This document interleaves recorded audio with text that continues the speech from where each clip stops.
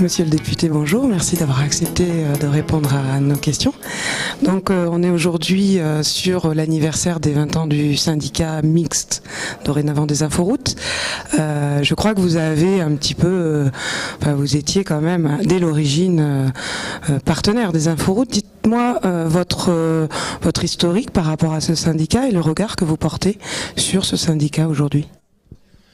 En effet, j'ai été, non pas à l'origine, mais membre du conseil général à l'époque, où un homme, Jacques Dondou, élu pratiquement en même temps que moi, est arrivé sur la scène politique en Ardèche.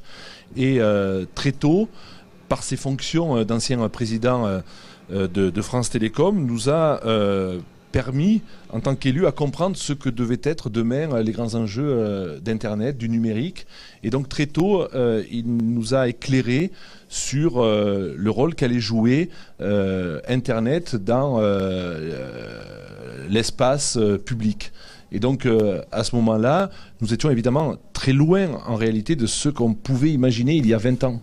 Et on voit, avec du recul maintenant, combien il était un visionnaire sur les grands enjeux qui concernent l'espace public et en même temps, les grands changements, cette révolution que l'on vit, sur laquelle aujourd'hui beaucoup d'élus s'appuient, celle du numérique, de la dématérialisation.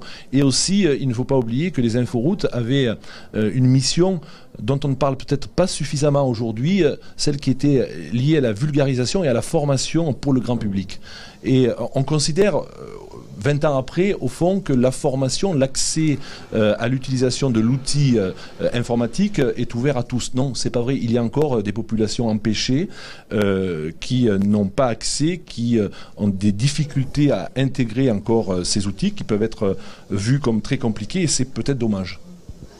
Effectivement. Donc il existe en Ardèche un réseau d'espaces publics numériques.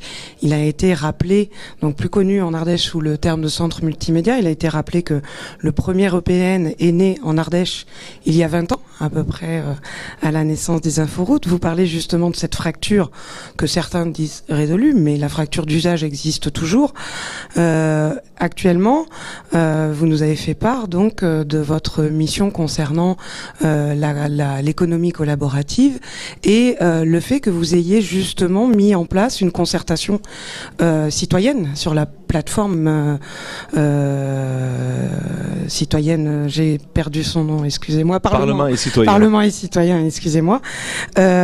Justement, pensez-vous que cette plateforme permette à vraiment tout à chacun, à tout citoyen de s'exprimer aujourd'hui et de pouvoir co-construire la loi ou au moins d'avoir un petit peu le paysage de ce que pensent aujourd'hui les Ardéchois et les Français?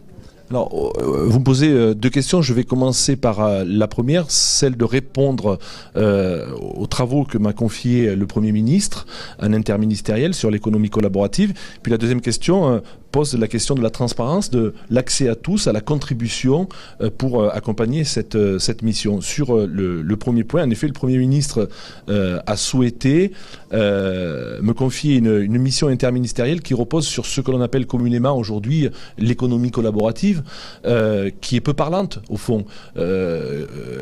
Pour le grand public, ce qui aujourd'hui apparaît, c'est l'ubérisation. On a eu ce débat sur Uber, sur ces grandes plateformes d'économie collaborative qui s'appuient sur des interfaces, qui sont très souvent des interfaces d'ailleurs dont l'origine est étrangère, très souvent américaine, les grands assembliers qu'on connaît aujourd'hui, qui posent la question de l'organisation, au fond, de nos institutions, qui posent aussi l'organisation du commerce numérique, qui pose la question du travail, du droit à la déconnexion pour les salariés, de cette capacité aussi à pouvoir réfléchir au travail, comment on organise le télétravail demain qui sera vraisemblablement un enjeu majeur, comment aussi on organise la fiscalité, la contribution autour du numérique, ce sont des enjeux majeurs. On voit cette révolution disruptive qui touche au fond à tous les pans d'activité, que ce soit ceux des transports, on l'a vu avec Uber, avec Blablacar, mais on voit aussi qu'aujourd'hui des questions sont posées à travers les questions d'hébergement, le tourisme avec Airbnb qui a pris une place prépondérante, celui de la formation avec les MOOC, l'accompagnement à des services. On voit que tout toutes les activités sont impactées par le numérique. Alors, on n'en connaît pas, au moment où je vous parle, toutes les conséquences, mais il faut se préparer à cette nouvelle révolution collaborative qui va vraisemblablement bouleverser des données majeures qui sont celles sur lesquelles on s'est appuyé ces 100 dernières années. Donc ça, c'est le premier point.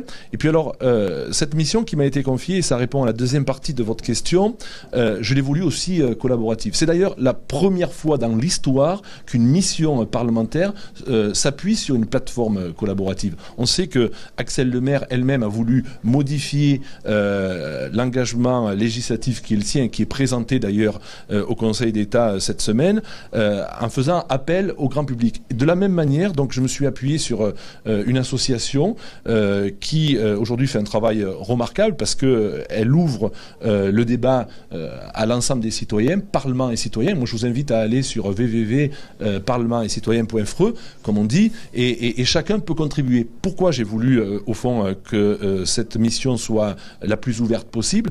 Parce que Internet ne doit pas être quelque chose de caché. Il faut de la transparence. Et donc, il y a des enjeux économiques. Il y a des enjeux qui sont liés aux libertés individuelles. Il y a des enjeux qui sont liés aux grands ensembles institutionnels, au mode de gouvernance.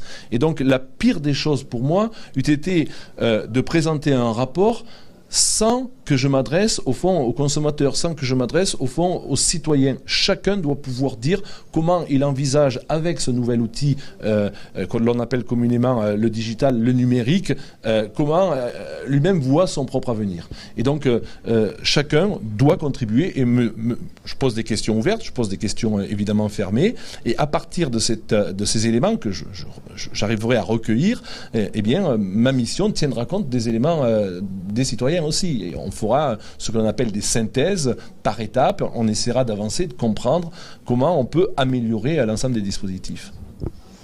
D'accord. Donc la loi, pour vous, se construit en utilisant l'intelligence collective, en utilisant toutes les opinions, en étant dans la... Donc Parlement et citoyens a déjà mis en place des concertations, notamment sur l'open data, notamment sur les prisons, me semble-t-il.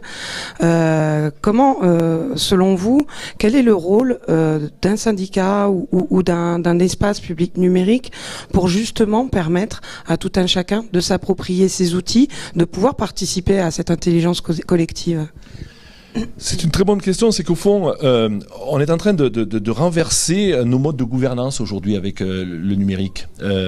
Jusqu'à présent, le pouvoir était détenu par celui qui avait le savoir. Et pendant de nombreuses années, le savoir n'a pas été forcément très partagé. C'était une fonction très verticale. Celui qui savait ne faisait pas forcément connaître à celui qui était en dessous toutes ses connaissances, parce que ça lui permettait d'asseoir son propre pouvoir. L'économie numérique, le débat autour du numérique a une vision qui est beaucoup plus horizontale. Les partages des données sont ouvertes de plus en plus. La connaissance, chacun peut y avoir accès. On voit avec Wikipédia, avec les grandes bibliothèques qui s'ouvrent aujourd'hui, les MOOC qui permettent à chacun de pouvoir disposer d'une information. Donc on est sur une logique qui est beaucoup plus horizontale. Et le savoir n'est plus l'appropriation d'un seul individu ou d'une seule institution. Le savoir est l'appropriation de tous. Et il se partage. Et c'est comme ça aussi qu'on va vraisemblablement à enrichir nos connaissances, à faciliter peut-être aussi la recherche sur des questions aussi importantes que celles du cancer, de la santé, on parle de la COP21 actuellement sur la limitation des gaz à effet de serre, sur notre capacité à avoir une mobilité plus intelligente, moins consommatrice d'énergie.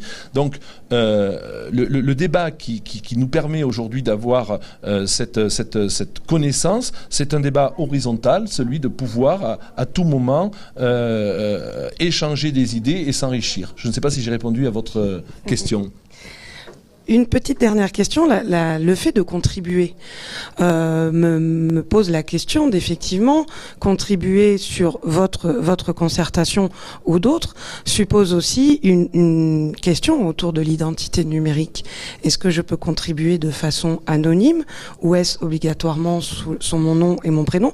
Je peux avoir des opinions et avoir envie de cloisonner mes identités numériques en tant que militant, en tant que... qu'est-ce que vous répondez par rapport à ça? Là, vous me posez une question qui est douloureuse pour moi, parce que je suis un homme public, politique, et je fais partie de ces gens qui, très jeunes, ont été identifiés comme engagés. Et j'ai pas eu peur de mes propres engagements. Donc j'ai plutôt le sentiment partagé, celui de fond faire en sorte que chaque individu doit contribuer ouvertement et faire connaître les raisons de sa contribution. On va le faire d'ailleurs sur le débat qui est le nôtre autour de l'économie collaborative, puisque vous avez des grandes plateformes avec qui je vais forcément échanger dans les rencontres bilatérales que j'aurai avec ces grandes plateformes, mais je leur dis en même temps le rapport qu'on doit avoir entre vous, opérateurs, et moi, responsable politique, il doit être vu de tous. C'est ce qu'on va appeler le lobbying. Pourquoi pas le lobbying? Mais il faut qu'il soit connu, et donc il faut que ces grandes sociétés, les ONG aussi, les associations qui ont des choses à dire, le disent ouvertement et sans se masquer, sans se cacher. Et en même temps, la question que vous posez, c'est tout le problème des réseaux sociaux aujourd'hui, où l'anonymat me pose aussi un problème. On voit aujourd'hui sur les grands réseaux sociaux tout et n'importe quoi, parce qu'il est évidemment facile d'être agressif, de dire des choses fausses. On voit à quel point d'ailleurs aujourd'hui des bruits peuvent courir sur tel ou tel sujet qui sont pas vérifiables, pas vérifiés, et qui peuvent poser des problèmes parce qu'un fact est vite construit et on peut dire tout et n'importe quoi. Donc je comprends aussi cette demande formulée par un certain nombre de militants qui, par leur mission, par leur fonction, doivent masquer leur identité. Ça c'est toujours fait, même dans la création de l'écrit. Combien de fois j'ai vu des gens écrire des tribunes dans des quotidiens avec des noms masqués. Donc voilà, il faut trouver ce juste milieu. Je pense quand même qu'au fond, il faut quand même un système de régulation. Organiser un système de régulation, faire en sorte, non pas que l'on pousse à la surveillance, j'y suis totalement opposé. Les surveillances, pour moi, c'est quelque chose de dramatique, mais au moins qu'il y ait de véritables régulations. Et peut-être que justement sur le débat sur économie collaborative, vous savez, aujourd'hui, il y a des notations. On se note tous aujourd'hui. Moi, je donnais des cours à Sciences Po. Je pouvais noter, on a mis ça en place, je pouvais noter les étudiants, et puis eux pouvaient me noter. Et on sait quand on prend aujourd'hui un taxi, on note son chauffeur, mais le chauffeur peut noter aussi son client. Mais on voit à quel point ces dispositifs de notation eux-mêmes ont changé la nature des choses, puisque un certain nombre de petits malins savent s'organiser pour dire attention, allez dans ce restaurant parce qu'il est très bon, et puis on a vu que tout ça était faux. Donc moi, je réfléchis, je travaille avec WeShare là-dessus, qui est un réservoir d'idées, disant en gros, est-ce qu'on peut imaginer que demain, on puisse avoir un peu une agence de notation? Alors attention, pas l'agence de notation Fish Rating ou les grandes agences de notation. Est-ce qu'on peut avoir un lieu qui permette de dire attention, sur les notations, il faut être prudent, on peut dire des choses, mais et vérifier que ce qui est dit sur la toile soit des choses qui soient à peu près justes, quoi, en réalité. On peut aimer ou ne pas aimer, on peut être d'accord ou pas d'accord, mais on peut pas insulter, on peut pas mentir et on peut pas raconter trop de balivernes parce que ça se voit un jour ou l'autre. Alors il y a un deuxième sujet, c'est le droit à l'oubli, qui est un vrai sujet aussi, qui est connexe à celui dont vous posez la question. Voilà, vous avez aujourd'hui des gens qui peuvent décéder, dont ils vont laisser des traces. Sur les réseaux sociaux, sur Internet. Moi, je suis plutôt favorable à l'idée qu'il faut effacer si il y a un testament qui dit « moi, je n'ai pas envie de laisser de traces ». C'est un sujet individuel, personnel. Donc, peut-être qu'il faudra peut-être en débattre. Et puis aussi le droit à l'oubli pour des jeunes. Vous savez, moi, j'ai pas vécu avec Facebook à 15 ans. Ma fille, elle y est en permanence sur Twitter, sur tous ces réseaux. Puis quand ils font des fêtes, puis quand ils font des bêtises, comme nous, on pouvait faire à notre âge. Sauf que le droit à l'oubli, il existe, puisqu'on n'a pas laissé de traces. ces jeunes, eux, laissent des traces. Et vous imaginez demain, quand ils auront 20 ans, 25 ans, l'employeur, vous fumiez votre pétard? Bon, mais c'est terminé, rideau, parce qu'on vous a vu sur une photo en train, etc., etc. Il y a ce droit à l'oubli qui doit être vraiment un sujet majeur dans les débats publics aujourd'hui. C'était dans cet esprit-là que je vous posais la question par rapport justement au fait de participer et du coup de protéger son identité numérique. On sait aujourd'hui, d'ores et déjà aujourd'hui, que les employeurs googlisent en fonction des CV qu'ils reçoivent. Donc effectivement, le droit à l'oubli pose des questions aussi. Est-ce que c'est pas déresponsabiliser un petit peu aussi ce qu'on peut publier sur Internet, enfin l'internaute. Personnellement, enfin, si je peux me permettre, je pense que l'accompagnement est indispensable et dès l'adolescence, voire dès l'enfance. Je pense effectivement qu'il y a ce besoin d'accompagnement qui est très très fort et ce droit à l'oubli pose énormément de questions. La consommation collaborative pose énormément de questions. Vous parliez du droit à la déconnexion. Le monde du travail est impacté énormément par la numérisation de la société. J'ai l'impression qu'on se pose beaucoup de questions et qu'on n'a pas fini. Qu'est-ce que vous en pensez de ce bouleversement constant?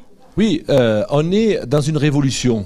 Et comme toujours dans les révolutions, on mesure beaucoup de temps plus tard si on a bien fait ou mal fait. Donc, au moment où nous sommes dans cette transition numérique, c'est pas le texte de loi qui va être présenté par Axel Lemaire ou le mien qui sera présenté un peu plus tard qui va résoudre les problèmes à long terme. Il va falloir qu'on revienne. Des clauses de revoyure seront inévitables parce que on ne sait pas où on va. On ne sait pas où on va. Jusqu'où on peut aller avec l'économie numérique. On sait d'ores et déjà que ça va impacter l'ensemble de nos relations institutionnelles, nos modes de gouvernance, nos institutions, notre capacité à produire de l'intelligence collective, à produire simplement des biens et des services. Cette idée selon laquelle aujourd'hui, de plus en plus d'individus ne veulent plus être propriétaires d'un bien, mais être propriétaires d'un usage, change la nature de nos organisations économiques. Donc à partir de là, je pense que sur le droit à l'oubli, sur l'identité, ce qui est important, et vous l'avez soulevé dans votre question au fond, c'est celui aussi de la qualification et de la formation. Nous en sommes très loin. Nous en sommes très loin. On le disait au départ de l'interview, les inforoutes ont permis de vulgariser une partie des données autour de la qualification de la formation. Et on s'est dit, au fond, ça y est, maintenant, on sait à peu près taper sur un ordinateur, on sait à peu près se servir d'un réseau social. C'est pas suffisant. On en est très loin. Et on sait que les nouveaux métiers demain seront des métiers numérisés. On sait que beaucoup de ces métiers seront différents de ceux que l'on a connus parce que le coworking, c'est quelque chose de nouveau. Cette capacité à produire, à échanger dans des formations libérales telles que les médecins, les architectes, les notaires, les avocats, tout ça va changer notre mode d'organisation. Et donc, tous ces métiers numériques nécessitent des formations et des qualifications et des adaptations en permanence. Et on voit que très souvent, il y a quelque chose qui se détache aujourd'hui, c'est le rapport Mettling qui dit des choses justes, qui dit en gros, au fond, vous avez d'une part, dans l'économie qui se dégage, des gens qui sont en haut, qui ont une connaissance, très forte connaissance, qui sont d'ailleurs plutôt des hommes, et qui sont plutôt blancs, et qui ont le pouvoir. Avec le numérique, c'est ça la réalité. Et puis en bas, tout en bas, vous avez des classes très populaires, peu formés, qui vont servir de coursiers, qui vont servir de chauffeurs, on le voit avec Uber, qui vont faire des petits métiers de sous-traitance payés à la tâche pour des grandes firmes. Et toute la partie intermédiaire, ce qu'on va appeler les corps intermédiaires, les métiers intermédiaires, risquent de disparaître. Et très souvent, les métiers intermédiaires, métiers de journaliste, métiers de créateur, très souvent, ils sont eux-mêmes assurés par des femmes. Et les femmes risquent d'être impactées par cette nouvelle donne économique. Et donc, voilà, il faut se poser cette question de l'égalité homme-femme dans le numérique, il faut se poser la question de la qualification, de la montée en formation et en professionnalisation, et surtout il faut se poser la question de l'adaptation aux prochains métiers qui seront ceux que nous ne connaissons pas aujourd'hui mais qu'il faut préparer.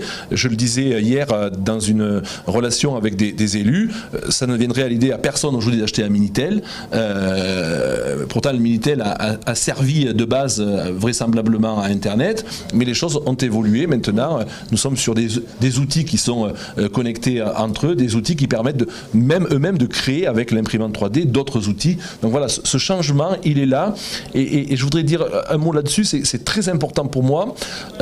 Soit on voit ces outils, cet écosystème comme un progrès pour la société, soit, comme souvent d'ailleurs, l'obscurantisme de certains considère que c'est pas bien, que c'était toujours mieux avant, et à ce moment-là, d'autres le feront mieux que nous, et la compétitivité d'un pays comme la France, l'attractivité d'un pays comme la France peut être largement impactée si nous n'y prenons garde. Monsieur le député, j'aurais encore des milliers de questions à vous poser et je vous remercie beaucoup. Merci. C'est des sujets qui sont passionnants. Ouais. Pouvez-vous nous rappeler comment retrouver justement cette concertation pour pouvoir y participer, s'il vous plaît? Oui, alors il vous suffit d'aller sur n'importe quel moteur de recherche et le plus simple c'est de faire www. Ça doit être bon, je ne sais plus bon, qu'est-ce que c'est, bon, voilà, et vous faites tout simplement Parlement et citoyens, et vous tombez sur la première page qui est celle de la consultation. Et on vous trouve dès la première page. Et on me trouve directement dès la première page, Parlement et citoyens. Allez-y, contribuez, dites ce que vous avez à dire. Moi j'invite vraiment à faire savoir que ce site existe. C'est un site de démocratie participative comme je les aime. Merci beaucoup. Merci. Merci.